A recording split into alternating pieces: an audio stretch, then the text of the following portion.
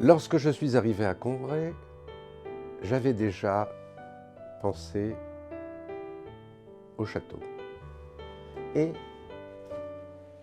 sans y être allé, j'ai élaboré cette petite toile d'après des documents en photo pour essayer de voir un peu qu'est-ce que je pouvais faire de cet endroit. Ensuite, en arrivant le samedi matin, j'ai commencé cette toile-là sur mon chevalet. J'étais dans le parc, j'étais bien. J'ai eu un moment d'émotion. Et donc, je me suis mis à peindre directement cette toile qui, pour moi, est finie. Elle est terminée parce qu'elle comporte une vibration que j'aime. Une belle vibration. C'est ma vibration, c'est l'essentiel de ce que j'ai voulu garder de mon impression. Le lieu était mouvant, l'accueil était formidable. Lorsque j'ai installé mon chevalet, j'ai tout de suite vu ce que je devais faire. J'ai pris l'essentiel de ce qui me semblait important pour la composition de ma toile. Je ne rajouterai rien du tout parce que je veux garder ce moment-là. Ce moment entre ce qui se passait autour de moi, devant moi, les personnes qui m'entouraient, et puis la matière, la peinture, l'air. Donc tout ça, ça a donné ça, l'essentiel, de ce que je considère essentiel. Ensuite, j'ai rencontré mon amie chinoise et je lui ai demandé de poser devant le château.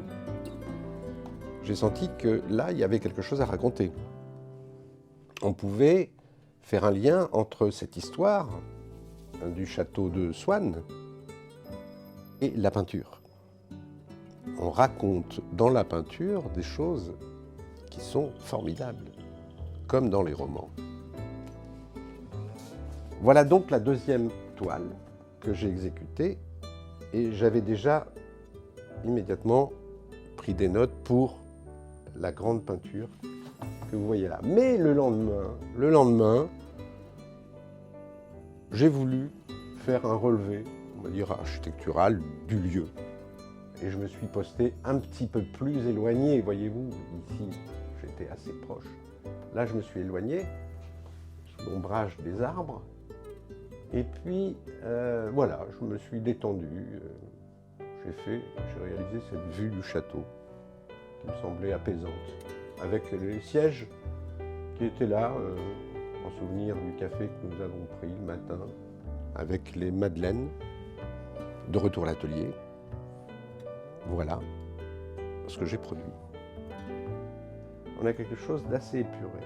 Donc on a un personnage qui, lui, a l'air de regarder devant, mais avec des choses à l'intérieur. Ces choses à l'intérieur se trouvent là. Elles transportent et portent son regard. Voilà un peu cette histoire de la toile en rapport avec Swann. Mes premières vibrations que j'ai mises dans mon premier tableau. Donc on les retrouve ici. Vous voyez, on a quelque chose qui n'est pas figé, qui vibre. Et plus on se rapproche du personnage, on passe par l'arbre, la chevelure du personnage, on a quelque chose qui est beaucoup plus précis. Donc il y a un mélange. Dans la partie gauche, on a quelque chose de précis. Dans la partie droite, on a ces vibrations que j'ai installées sur mon premier tableau. Alors, qu'est-ce que transporte ce personnage? On n'en sait rien. On n'en sait rien. Si on veut faire un rapport avec Proust, avec son roman, du côté de chez Swann, c'est peut-être Gilbert, on n'en sait rien. Peut-être. En tous les cas, c'est une Chinoise qui m'a accueilli et que j'ai voulu représenter. Donc, pour faire un lien entre le château et les gens, les personnes chaleureuses qui m'ont accueilli. Après avoir esquissé la toile sur un petit format, sur place, j'ai été bien inspiré pour élaborer cette toile comme un décor de théâtre, en respectant quand même l'architecture de la tour, du château, mais symbolisant un peu le reste, c'est-à-dire les dépendances, les ouvertures et les couleurs. Évidemment, l'arbre, il est là, mais il est stylisé. Donc je disais comme un décor de théâtre, parce que c'est une scène, c'est une histoire qu'on raconte, et ce personnage garde des secrets.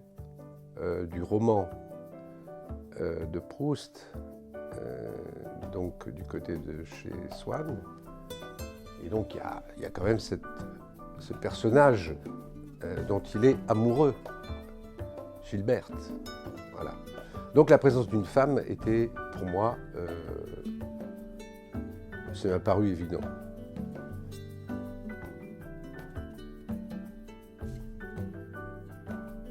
L'essentiel pour un peintre et tout ce qui va être important pour la réalisation, il va le garder, même